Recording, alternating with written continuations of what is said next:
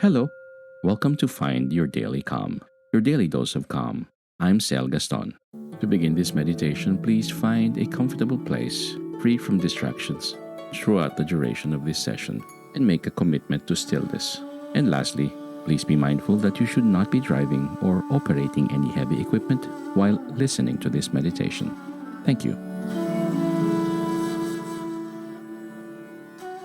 A nice island in the Bay of Biscay. There is a small island off the western coast of France called Belle Isle en Mer. It is a beautiful rocky island where the weather is cool.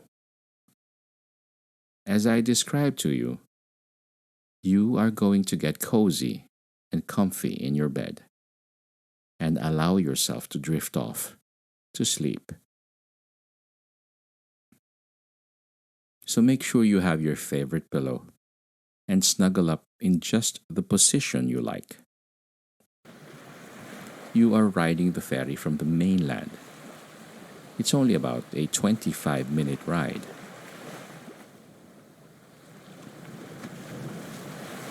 You've decided to take a seat on the bow of the boat so that you can watch the island you are traveling to slowly become larger as the ferry grows closer.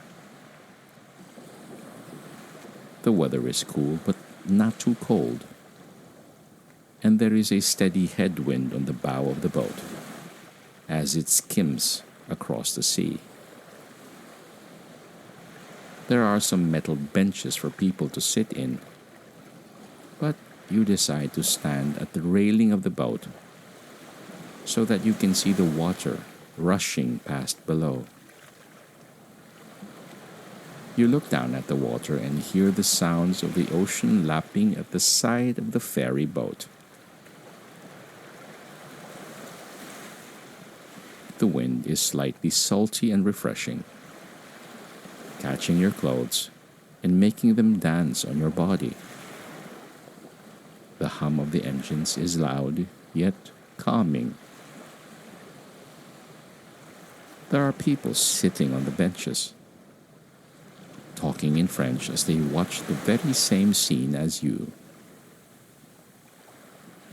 A few kids are enjoying the ride more than anyone else, pointing and smiling during the entire ride. The ferry engines slow because it is coming in to port. The captain maneuvers the boat perfectly, docking with precision. Several workers get off the boat before it even comes to a full stop, grabbing all sorts of ropes to tie it securely and buoys to act as a buffer between the dock and the ferry. A small bridge extends off the side of the boat to allow for passengers to exit, and a large ramp on the end of the boat slowly lowers to allow for the cars it carried across the bay to drive off. The whole process of unloading everything goes so smoothly, and there is no rushing and no waiting in line. You can hear some seabirds flying overhead as you enter the beautiful village.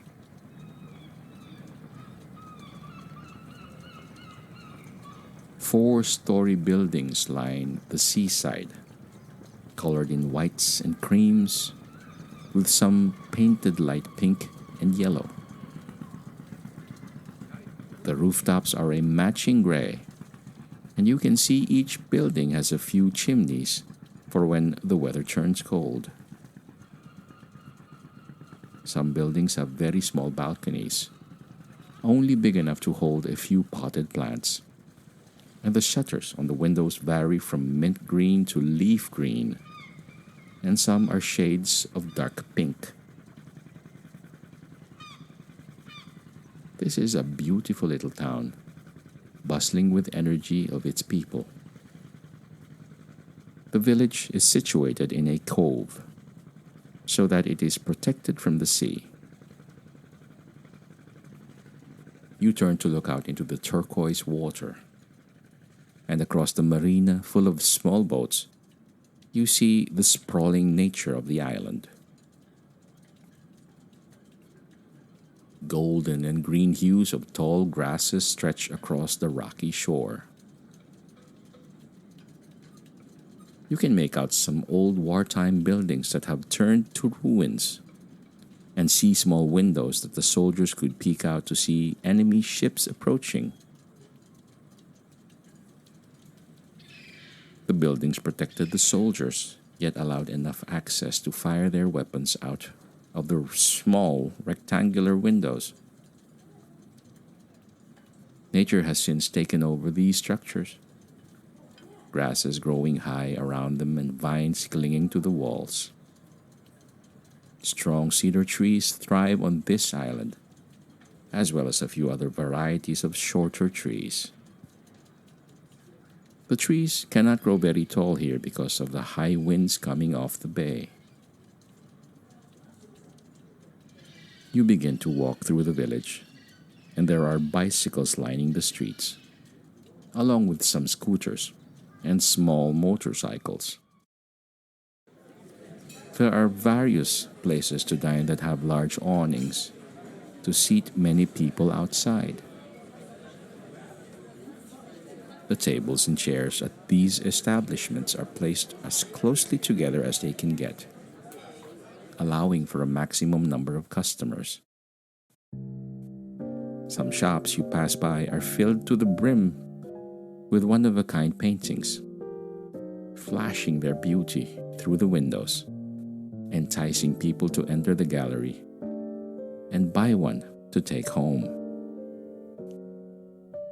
You are enjoying the simple geometric shapes of the architecture and how so many windows are open, letting the fresh air in. Some of the open windows have white curtains dancing in the wind. As you pass by a busy crepe shop, you can smell the aroma of chocolate and the batter of the crepes cooking on the skillet. People are delightfully eating their crepes, and you can see them stuffed with various kinds of delicious ingredients. You will stop by later to have a crepe or two, but for now, you want to walk along the nature footpaths nearby to begin exploring this beautiful island. As you walk away from the village, there are several footpaths through the tall grasses that lead to various nature areas, ruins, or beautiful secluded coves with turquoise waters and sandy beaches. You decide to take the path that leads to the cliffside to see the beautiful sights of the windswept offshore jagged rock formations towering from the sea below the Claude Monet painted many years ago. You walk along the beige-colored footpath that's so many footsteps before you have walked and noticed the low-growing plant life surrounding you are colors of sage greens. Smooth rocks aid as steps, taking you up the cliffside. And as you climb, you can see the cobalt blue horizon of the bay peaks over the hillside in front of you.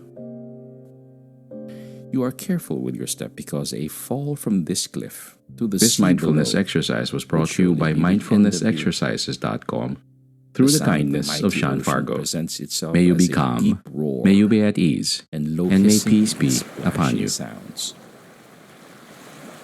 Waves have been crashing and carving the landscape for thousands of years. You make it to the exact view that Monet once perched his canvas. It is spectacular.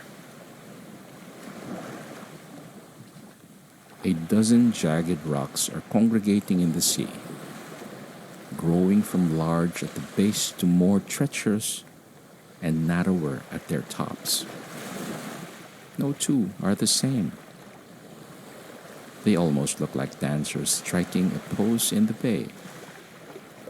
From your vantage point, you are so high above sea level that you are somewhat looking down on these magnificent structures. Their tops do not even cross the horizon line where the ocean meets the sky. The only plant life that can grow on these rocks acts as a dark green blanket covering the lower half, because the sea below is frothing with energy and the winds are demanding. This is not an ocean that you can swim in. The waves are viciously splashing against the cliffs and rocks, turning the turquoise water white with bubbles. You watch the sunset turn the ocean pink and the sky violet. Find a soft space to sit and soak up this moment into your memory forever. The sunset is growing to darkness, and it's time for you to make your way to your hotel. You give one last glance to this beautiful scene and thank it for blessing your mind. As you walk back along the footpath you came in on, the sounds of the ocean gently fade away until all you can hear are your eager footsteps taking you to where you will get a good night's sleep. The sky is turning light orange where the sun is escaping and dark blue as night draws in. The footpath winds and turns, leading to a narrow road that is also a beige and gray color. It's a gravel road that can only fit one car at a time. You pass by houses in the countryside, and they are all white with gray rooftops.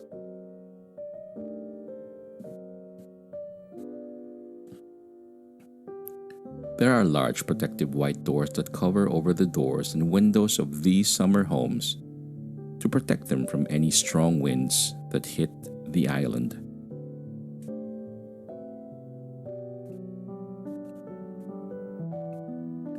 Most of these houses are closed up, but you see some are lived in by locals. As you walk down this road, magnificent cedar trees line your path. There are grapes growing in rows behind someone's home. You see roses blooming in all sorts of colors. The scenery in the distance is rolling hills dotted with white houses that are all closed up and protected, awaiting their family's return. You're making your way back to the marina, and the streets become paved. The small cars on this island park parallel, so closely to one another. It's hard to figure out how they get that way, or how they can even pull out. There are a few more blocks to go before your hotel, and you are enjoying every moment of this walk. The sky is dark, but the moon is almost full, illuminating everything with its cool glow. You begin to pass by a tall rock wall on your left that looks like it was hand-built many years ago. It's about 10 feet high, and you cannot tell what's on the other side. But you can see that a little further in front of you, the wall becomes shorter.